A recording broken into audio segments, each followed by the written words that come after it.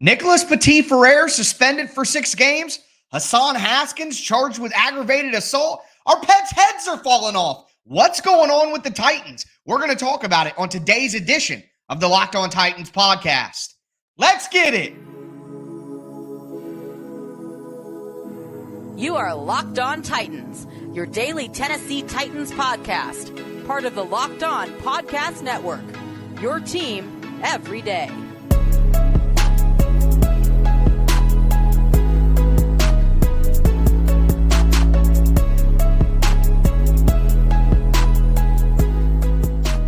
Welcome to the Locked On Titans podcast. I am your host, Tyler Rowland. Titans fans, WTF, mate? What is going on with the Titans during summer break? We're going to dive into everything that's happening, what the Titans can do to fix some of these problems that have popped up as well. Before we get into it, do want to let you know that today's episode is brought to you by LinkedIn Jobs. LinkedIn Jobs helps you find the qualified candidates you want to talk to faster. Post your job for free at linkedin.com/LockedOnNFL. That's linkedin.com/LockedOnNFL to post your job for free. Terms and conditions apply. Guys, what in the world was the last week? Nicholas Petit-Frere suspended 6 games. Now Hassan Haskins is charged with aggravated assault via strangulation. My God. I have no idea what's down in the water in Nashville right now, but do want to thank you guys for making the Locked On Titans podcast your first listen every day. Remember, Monday through Friday, Tennessee Titans content all year round, always for free on all apps. Make sure you get subscribed, stay subscribed to the Locked On Titans podcast, where it's your team every single day. Throw a thumbs up on the video if you're watching right now as well, and hit that notification bell. Make sure that you know when all the content goes live. Again, every single day through the week, all year long, I'm bringing you Tennessee Titans content for free. You can't beat that anywhere. But no easy way to transition into the recent news. What was it? Thursday, we got the Nicholas Petit-Frere news. Friday, we get the Hassan Haskins news. I mean, as a lot of you guys know, I had a tough beginning to the week on a personal note. I took what I would consider a little mini vacation the last half of the week. Hey, it's the dead period of summer. Nothing big is going to happen that I'm going to miss. I'm going to record a couple of episodes and get them ready to go so I can spend some time with my fiance. Well, the Titans said, screw you, buddy. Screw you. We're going to dominate the headlines at the end of the week here with terrible, terrible news. And let's get into, I dropped my emergency episode on NPF, but this is Hassan Haskins' situation. And look, guys, as I joke all the time, I'm not a doctor. I'm not a lawyer. I'm definitely not a cop. So I'm not going to get into all the weeds. I'm not going to get into all the little fine details. All I'm going to say is Hassan Haskins was charged with aggravated assault via strangulation. And apparently the alleged victim is his girlfriend / romance partners, whatever. Again, I don't want to get too far into the details on these incidents. What I did see was that there will be a court date in July, so we should have some more information relatively soon on how the courts are going to rule or how this legal matter is going to be seen. Obviously, if this is true, then Hassan Haskins is going to get a one-way pass out of town immediately, and he should. I mean, this is alleged, and as we know in today's climate, it's hard to know exactly what's happening. People want to rush to judgment, and I get it.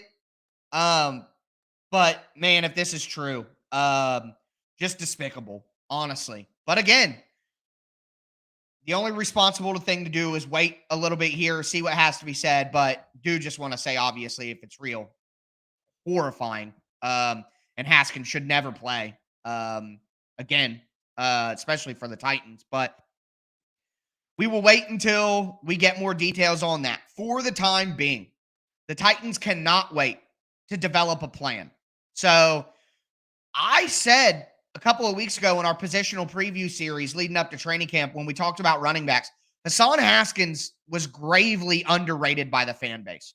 He's a 4th-round pick, running back. You expect him to get the ball, to run the ball, score touchdowns, all that. That was not his role on the team. Haskins is a number 3 running back that can pass protect, that can help you in a pinch on 3rd downs if you need to throw the ball to him. He'll give you a couple of carries and run straight downhill and just get tackled right away. But on special teams, his value was immense. On coverage units, Haskins was tied for the most special teams tackles on the Titans last year. He was excellent on special teams coverage units. And he returned some kickoffs as well and did pretty solid there. So Haskins may not be what fans think of when you think of a 4th-round running back draft pick, but he had 4th-round value to the Titans with his versatility. So keep that in mind here. Some options to replace Hassan Haskins. Of course, the Titans could look internal. Jonathan Ward, but Ward is more of a pass-catching back out of the backfield. Julius Chestnut, who had moments last year, but I wasn't that impressed, and he's not going to help you on coverage units on special teams, which totally diminishes his value when you have Henry and Spears. Chuck McClelland, who's another guy who I think is more of a pass catcher, speed guy. I don't really see a great option for the Titans on the roster. So, some free agent options for the Titans at running back. Rex Burkhead. Now, Burkhead could be that 3rd down back and that RB3 that's your utility player. But at his age, Burkhead's in his 30s now. He's just not going to be the asset in special teams coverage units that Haskins was. So he only played 17 special team snaps in 2022. I don't think that's a great option, but it's a name that people recognize that can do the 3rd down back responsibilities and the RB3 responsibilities that you need. And it's a Texans guy, so Mike Vrabel will probably love that, Patriots-Texans guy. Trent Cannon. We know Trent Cannon. He spent time with the Titans in the preseason last year before getting injured and going on IR. He can help you in the kick returning department. He's going to be able to play coverage units on special teams, and he can be a backup scat back to Tajay Spears and have some 3rd down value if they need it. So that's an option. Malcolm Brown, who played for the Rams last year, had 88 special team snaps last year for LA. I think he could make some sense, but the number one option for me on the free agent market right now for the Titans, if they want to bring somebody in, is Justin Jackson. Spent time with the Chargers. He's the youngest of all these guys that we just talked about. Him and Trenton Cannon are both 27 years old. Brown is about to be in his 30s. Burkhead's already in his 30s. So when you talk about special teams coverage, you need physicality, you need speed. Probably makes sense to go with the younger guy. Justin Jackson played 253 special team snaps last year, and 23 of those were kick returns where he had over 600 return yards. Justin Jackson gives you actual running back value as an RB3. He gives you special teams value more than anybody else that's listed. Justin Jackson is the guy who makes sense for the Titans if they look for a free agent option at running back to replace Haskins, if, again, what he's being charged with is true and the Titans need to move on from him, because the Titans would be moving on from Hassan Haskins lickety-split, quicker than a hiccup, if any of this is true, as they should. Despicable stuff. It's terrible when the Titans are in the news for these things. To me, Titans might have some bad karma for the season because they refuse to accept their destiny. I'm going to get into that in a little bit later on into the show. But now we got to talk a little bit more about Nicholas Petit-Frere, because I'll be honest with you. I've defended NPF, but if the Titans go out and get George Fant in free agency, I don't really think it changes the outcome of the season, even if NPF didn't get suspended. So I'll explain that a little more, go into some of the options that the Titans have. Before we get into it, though, do want to let you guys know that today's episode is brought to you by LinkedIn Jobs. These days, every new potential hire can feel like a high-stakes wager for your small business. You want to be 100% certain that you have access to the best qualified candidates available. That's why you have to check out LinkedIn Jobs. LinkedIn Jobs helps find the right people for your team faster and for free. It's so easy to create a free job post on LinkedIn Jobs. Also, they have simple tools like screening questions that make it easy to focus on the candidates with just the right skills and experience, so you can quickly prioritize who you'd like to interview and then hire. It's why small businesses rate LinkedIn Jobs #1 in delivering quality hires against the leading competitors. LinkedIn Jobs helps you find the qualified candidates you want to talk to faster. Post your job for free at LinkedIn.com/LockedOn Locked On NFL. That's LinkedIn.com/Locked On NFL to post your job for free. Terms and conditions do apply.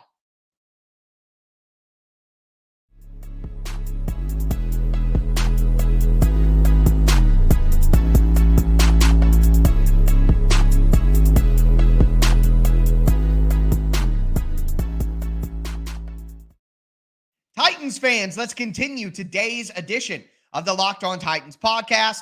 What the heck is going on with the Titans? I mean, my Lord. Haskins charged with aggravated assault. NPF suspended 6 games. We just talked about the Haskins situation. Now I want to talk a little bit more about fixing right tackle and what the Titans should do there now with NPF suspended for 6 games. Before we get into it, want to thank you guys again for making the Locked On Titans podcast your first listen each and every day. Remember, Monday through Friday, Tennessee Titans content on all apps, all year round, always for free. You aren't going to beat that anywhere else. Make sure that you get subscribed, stay subscribed, hit the notification bell, throw a thumbs up on the video right now. Leave a 5-star review, guys. I would definitely appreciate that. All that stuff helps support the show in a big way. And hey, the show is always free, so I don't ask for a lot in return. But moving right along here. In my opinion, if the Titans sign George Fant to play tackle, it doesn't really change how many games the Titans would have won if NPF didn't get suspended. Like, let me break it down this way. Nicholas Petit-Frere was one of the worst, bottom 8 worst starting offensive tackles in the NFL last year. Now, he was a 3rd-round rookie. Going to be tough for a mid-round rookie to come in and be a stud right away. We're not talking about Peter Skoronski, who was taken with the 11th pick. Nicholas Petit-Frere was taken at 69. Nice. So he already probably needed a year of development on the bench, but he got thrown into a starting role because Mike Vrabel hates Dylan Radins. So NPF had a lot of ups and downs last year, some of it understandable with being a rookie, and he was surrounded by the worst offensive line in the NFL. Nate Davis was in and out of the lineup, hurt all year long. Ben Jones was either in the lineup or struggling, or out of the lineup or struggling through injuries while he was in it. Aaron Brewer was maybe the worst starting guard in the NFL last year, and we know about left tackle and how bad that was. So while NPF struggled, 3rd-round rookie who you couldn't expect fantastic play from right out of the gate, terrible supporting cast around him, not only on the offensive line, but wide receiver, offensive coordinator, you know what I mean? Just a bad offensive environment in general. But while defending NPF all offseason and talking about the realities of his situation, it doesn't mean that he's going to be better. You hope that a better circumstance, a year of development, playing in the league, he would be better. But NPF could still be a terrible starting tackle and a guy who shouldn't be a starter by next season. That could still be the outcome. He's not so good that basically NPF isn't so good that I think this drastically changes the amount of games that the Titans are going to be able to win. And if they go out and sign George Fant, like I have been, my everydayers, let me know down below if you're an everydayer. Everydayers saw on the offensive tackle preview episode last week, I talked about the fact that the Titans had 0 depth at offensive tackle and they need to bring in George Fant. Well, now it is imperative. And if they bring in George Fant and they let him play right tackle for the first 6 weeks, I don't think it's really that big of a difference for the Titans if they had NPF still. And then when NPF comes back after the 6 weeks, now either NPF goes back to the starter if Fant didn't play well. Fant keeps the starting right tackle spot if he did play well. And at bare minimum, you have much more depth at offensive tackle than you had coming into the season. There is no downside to signing George Fant right now. There isn't. So he's going to play on a vet minimum. It's not like they're going to pay him a ton. He's still unsigned right now. There's a better chance that George Fant doesn't get to play in the NFL this year than him getting more than vet minimum on a contract. So it's not going to be financially punitive to do it. And to me, again, if you sign George Fant, I don't really see the Titans offense any different than if they had NPF. It just totally erases it as a concern, in my opinion. What would concern me, though, is other options. Now, if the Titans don't sign George Fant and they want to go internal, they want to solve the problem with what they got. Absolutely despicable to do that, in my opinion. It's spitting in your fans' face because you're telling us that you're doing a last dance run with Tannehill and Henry in the last year of their contracts, and you're going to give them an opportunity to go out and compete. Well, if you don't go add something here, I don't see how you could say that, but I don't see how you could say that looking at the roster anyways. But they're saying it, and some of you are believing it. But to me, the only other option they have other than adding George Fant or a free agent is you can kick Peter Skoronski to right tackle, and then you play Jamarco Jones at left guard. People talking about putting Brunskill at right tackle, no way. Then what are you doing at guard? You put Aaron Brewer at right guard when he played left guard last year and was maybe one of the worst guards in the NFL. And then Corey Levin at center, or Jamarco Jones at right guard, and then Daniel Brunskill at right tackle. And listen, you have a guy who was drafted number 11 in the NFL draft who can play tackle. He may not be an elite offensive tackle. He may be a better guard than he is a tackle, but he can play offensive tackle, folks. He was the best left tackle in the entire NCAA last year. The guy can play some tackle. So to me, you take your second best offensive tackle and you put him at right tackle. Skoronski at right tackle. Then let Jamarco Jones play left guard. My thing is, you got to keep Aaron Brewer at center. If you move Aaron Brewer to guard, you are going to have one of the worst guards in the NFL. You have to avoid that. You have to let Aaron Brewer play center. You have to. And I think Jamarco Jones at left guard and Peter Skoronski at right tackle is the easiest way to go about fixing that problem. But again, the number one option for me, and I think it would totally eliminate any concern about NPF's suspension, sign George Fant at right tackle. That simple. But I got a little information for you guys to cap off the show that we're going to get into. I just want to talk about what's going on right now in general, because the Titans are losing the summer break. Out of all the NFL teams, the Titans are the biggest loser of summer break so far. So we're going to talk about that. Plus, some more bad news may be coming our way, guys. We're going to get into that in just a moment.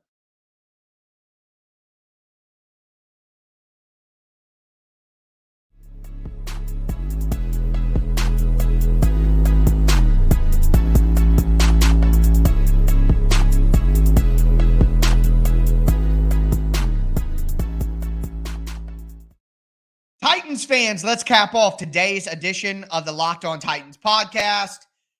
Wild things going on with the Titans right now. Terrible news every other day, it seems like. And I guess I just want to give general thoughts on just how it feels right now to be a Titans fan. But before I get into that, once again, thank you guys for making the Locked On Titans podcast your first listen every day, Monday through Friday. Tennessee Titans content all year round on all apps, always for free. It's your team every day here on the Locked On Titans podcast. Get subscribed, stay subscribed, hit the notification bell, throw a thumbs up on the video, all that jazz. But we're going to continue this week our positional preview series. We're going to dive into the defense as we go forward. Interior D-line, linebackers, edge, safeties, corners, all that. So make sure you don't miss out on that. But, man, just how disappointing. You know, at the end of the day, like I said, NPF, you bring in George Fant, you kick Skoronski over to right tackle. NPF wasn't so good that this is like, you know, debilitating. Same thing, Haskins. I've said he's underrated. I bring up all the value that he brings to the team, which I think is palpable. And it's underrated stuff for casual fans. They just don't care about special teams and roles. And everybody needs to be a Pro Bowler or an All-Star, or they're not valuable. That's just the way that things are discussed. But like, although neither of these moves, it's not like Derrick Henry's out for the season or, Jeffrey Simmons is getting arrested or, it's not like that.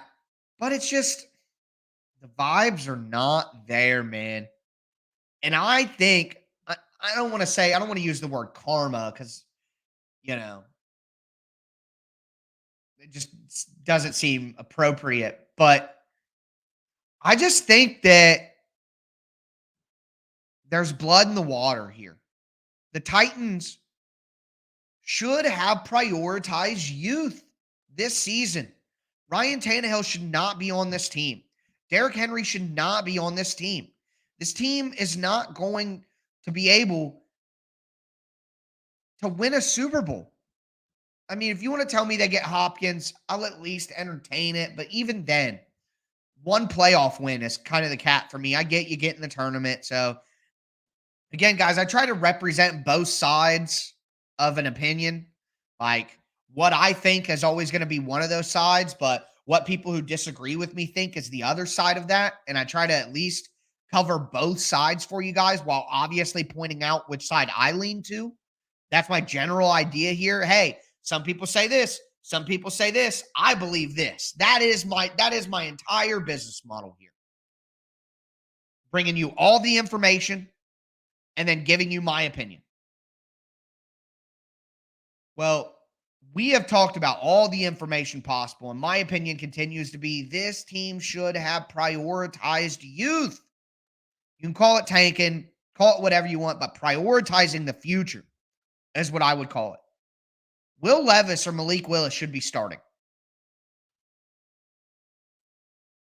Period. Some of these free agent signings probably could have went with a younger option. You know what I mean? Probably could have saved the money and just accepted your fate. The Titans refuse to accept the reality of their situation. They're trying to maximize winning with veterans, but also have an eye to the future by drafting these young guys. It's just a mistake, man. I feel like the Titans are going to be forced into a losing season, whether they like it or not. There's just something. The vibes are off, man. That's all I know. The running back is choking people, maybe. Right tackle's gambling, getting suspended.